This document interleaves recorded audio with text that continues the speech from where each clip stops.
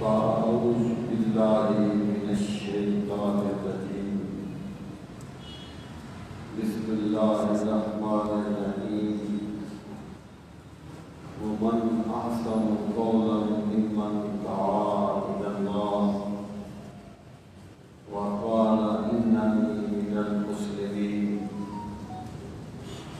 صدق الله مولانا العظيم وبلغنا رسوله النبي الكريم الأمين وأرنا الباطل باطلا وارزقنا اجتنابه اللهم أرنا الأشياء كما هي رب اشرح لي صدري ويسر لي أمري واحلل عقدة من لساني يفقهوا قولي إن الله وملائكته يصلون على النبي يا أيها الذين آمنوا صلوا عليه وسلموا تسليما اللهم صل وسلم على سيدنا ومولانا محمد وعلى آل وأصحاب سيدنا ومولانا محمد وبارك وسلم عليه الصلاة والسلام عليك يا رسول الله وعلى آلك وأصحابك يا حبيب الله الصلاة والسلام عليك يا شفيع المذنبين وعلى آلك وأصحابك يا رحمة للعالمين قابل سب تقریم معزز و محترم سامعین کرام، یہ نومبر کا مہینہ ہے اور یہ شاعر مشرق علامہ محمد اقبال کے وصال کا مہینہ ہے، یہ پیدائش کا مہینہ ہے، یہ پیدائش کا مہینہ ہے، 9 نومبر کو ان کا یوم پیدائش۔ اسی مناسبت سے میں یہ چاہتا ہوں کہ آج میں علامہ اقبال کے افکار و خیالات میں سے کچھ چیزیں آپ کی خدمت میں پیش کروں تاکہ ہم ان پہ غور کریں اور اس حوالے سے ہم دین کا فہم جو ہے وہ اس پہلو سے حاصل کرنے کی کوشش کریں۔ سامعین محترم، قرآن کریم میں شعراء جو ہے ان کے بارے میں یہ بات کہی گئی کہ وہ ہر باتیں میں دھکے کھاتے ہیں، وَالشُّعَرَاءُ يَتَّبِعُهُمُ الْغَاوُونَ، ہر باتیں میں دھکے کھاتے ہیں اور وہ کہتے ہیں جو کرتے نہیں ہیں۔ یہ یعنی عام شعراء کا ذکر ہے۔ آگے اللہ تعالیٰ نے فرمایا إِنَّ الَّذِينَ آمَنُوا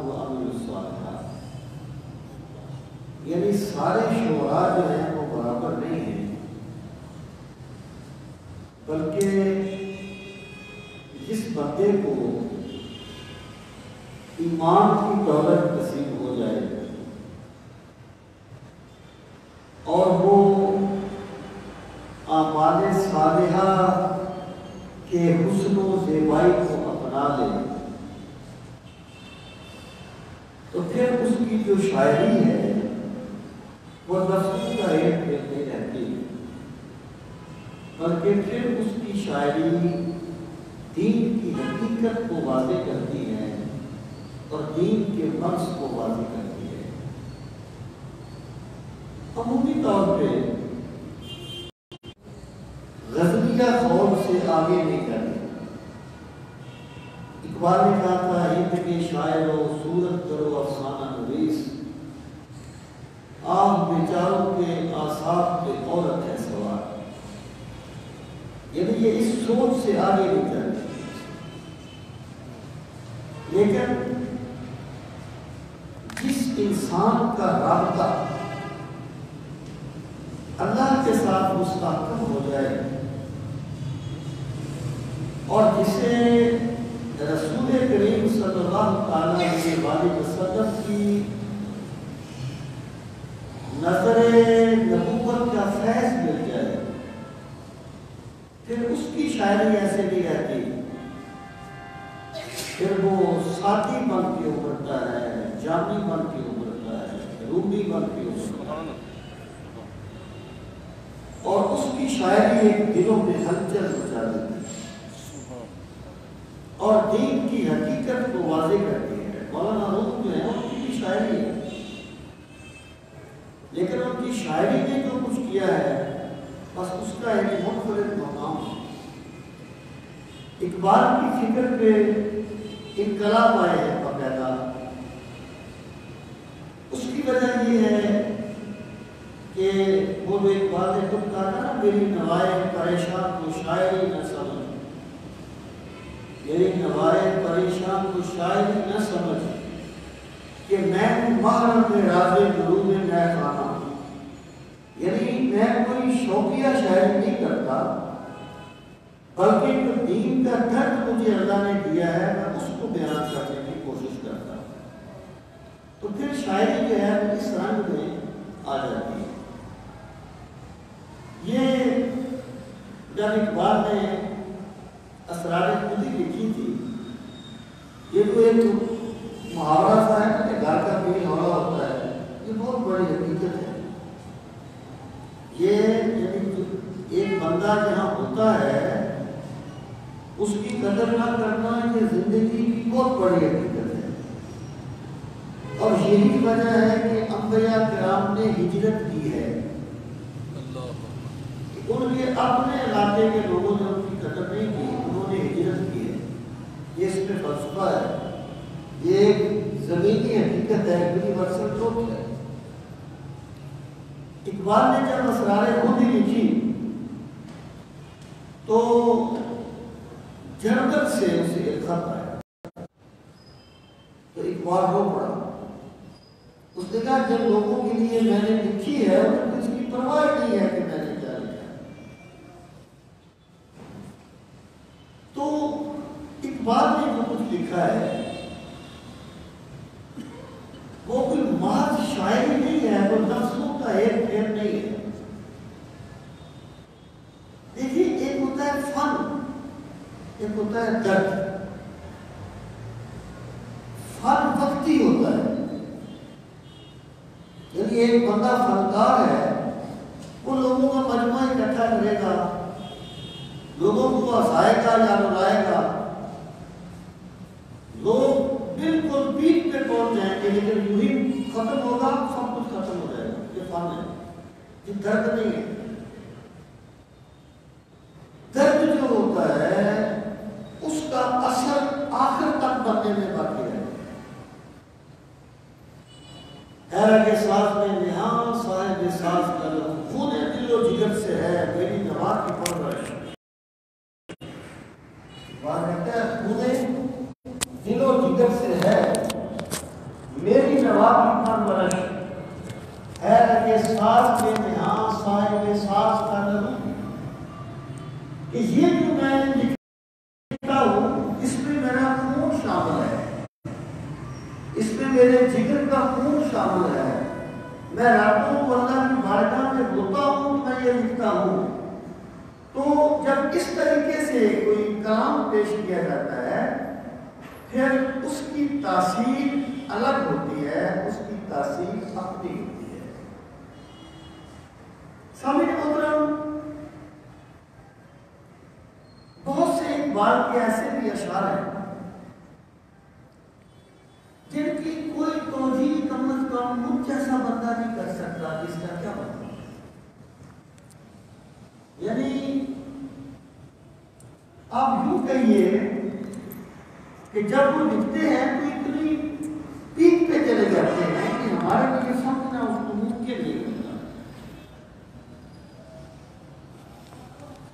ان کی اسرار خودی کا ایک شعر تھا، نعتیہ شعر ہے کہ شعلہ ہائے موسیٰ ابراہیم سو تا چراغ جگ محمد پر فروغ۔ اب اس کا ترجمہ ہم نہیں کرتے کیونکہ ہمیں سمجھ نہیں آتی کہ اقبال کہنا کہتے ہیں، سے کیا کہنا چاہتے ہیں۔ ممکن ہے کسی بندے کو اقبال کی کسی رائے سے اختلاف بھی ہو، اقبال کا پیغمبر تو نہیں ہے کہ آپ اس سے اختلاف نہیں کر سکتے، لیکن اقبال نے جو کچھ بیان کیا ہے اس کا دعویٰ ہے۔ وہ کہتا ہے کہ پروردگار عالم، میں نے جو کچھ بھی بیان کیا ہے یہ میں نے تیری پاک کتاب کی ترجمانی اور تیرے پاک نبی کے فرامین کی ترجمانی کرنے کی کوشش کی ہے۔ روز معاشر خار و رسوا کو مرا بے نصیب از غصہ باپ میرا۔ پروردگار اگر میں نے کوئی بات قرآن کے خلاف کہی ہو، سنت کے خلاف کہی ہو تو مجھے قیامت کے دن رسوا کر دینا، ذلیل کر دینا۔ بے نصیب از غصہ باپ میرا، اور مجھے رسول کریم صلی اللہ علیہ وسلم کے قدم مبارک کے غصے سے محروم کر دینا اگر میں نے کوئی بات دین کی روح کے خلاف کی۔ میرے بھائی کی چھوٹی بات نہیں ہے، یہ انہوں نے جو سمجھا ہے انہوں نے اپنی ترجمانی۔ سامعین محترم، اب ظاہر ہے کہ اقبال کی جو بندہ ایک نظم کو لے لے اس پہ بہت وقت لگ جاتا ہے، اس کی کوئی ربائی لے لے اسی پہ بہت وقت لگ جاتا ہے۔ میں ان کے چند کنسپٹ آپ کی خدمت میں پیش کرنا چاہتا ہوں تاکہ آپ یہ سمجھیں کہ اقبال جو ہے ان کے نزدیک یہ کیا چیز ہے، یعنی دین کے فہم کی کیا کیا عملی صورتیں ہیں۔ میں اس کو عقیدہ توحید سے شروع کرتا ہوں۔ دیکھیے، اللہ تعالیٰ کی ذات کو ماننا ظاہر ہے دین کا منبع ہے۔ عقیدہ توحید ام العقائد ہے، راس العقائد ہے، اساس العقائد ہے۔ ہر عقیدے کی اصل توحید ہے، لیکن توحید کس طرح مانی جائے گی؟ ایک تو ہمارے یہ جھگڑے ہیں نا، یہ تو بس لفظوں کے ہیر پھیر ہیں، یہ تو رہے گا۔ اس کی عملی صورت کیا ہوگی؟ دیکھیں، ایک ہوتا ہے کسی چیز کو تقریباً ماننا۔ آپ نے سنا، یعنی آپ نے سن لیا کہ داتا گنج بخش میری بہت بڑے صوفی ہیں، تو ابھی بہت بڑے صوفی ہیں۔ یہ جو سید حلویر ہیں وہ امتوں کے مخدوم ہیں، اور ان کا جو مرکز منور ہے وہ پیر سنجر کے لیے، یعنی خواجہ معین الدین اجمیری پیر سنجر کے لیے حرم کا درجہ رکھتا ہے۔ کیا ہوتا ہے یہ پتہ کیسے چلے گا؟ یا تو پھر اس کی ایک صورت تو یہ ہے کہ داتا گنج بخش اجمیری کے سمجھا جائے، ان کی تعلیمات کو سمجھا جائے، یا اگر کسی نے ہمت ہے تو روحانی تعلق قائم کر دے، یا کم از کم اپنے شہروں میں تو رکھے بنا کیا ہو۔ یہ ہوتا ہے کسی چیز کو کریٹ کرنا۔ ایک ہوتا ہے کسی چیز کو تقلیداً ماننا، ایک ہوتا ہے کسی چیز کو تخلیقی طور پر ماننا۔ تقلیداً ماننے میں صرف بس ایک عقیدت سی ہو جاتی ہے، جذبہ عمل نہیں آتا۔ لیکن جب ایک بندہ کسی چیز کو کریٹ کرتا ہے پھر اس میں جذبہ عمل پیدا ہوتا ہے۔ اقبال کہتے ہیں کہ اللہ تعالیٰ کی جو ذات ہے، اور میں آج کروں تقلیداً ماننا بھی ایمان ہے۔ یہ میں درجات کی بات کر رہا ہوں، میں ایمان کے درجات کی بات کر رہا ہوں۔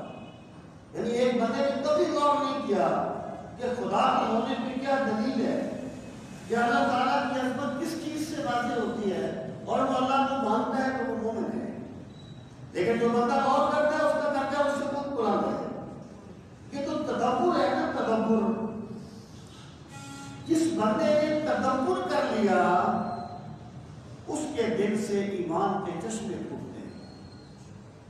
جس بندے کے شیڈول میں تدبر نہیں ہے، دیکھیں بندے نے کچھ نہ کچھ سوچنا تو ہوتا ہے، ہر بندہ کچھ نہ کچھ تو سوچے گا۔ میں گدھا ہو کہ کھانا کعبہ ہو، سر جھکانا تو ہے کہیں نہ کہیں، وہ کچھ نہ کچھ تو سوچے گا۔ تو جو بندہ حقائق دین پہ تدبر کرتا ہے وہ بڑا خوش نصیب آدمی ہے، اور اس کے دل سے پھر ایمان کے سوتے پھوٹتے ہیں اور ایمان کے چشمے پھوٹتے ہیں۔ اقبال کہتے ہیں کہ اللہ تعالیٰ کی جو ذات ہے اس کو ماننے کے لیے، یعنی مان تو بندہ پہلے قدم پر لیتا ہے کہ مسلمان ہوتا ہے،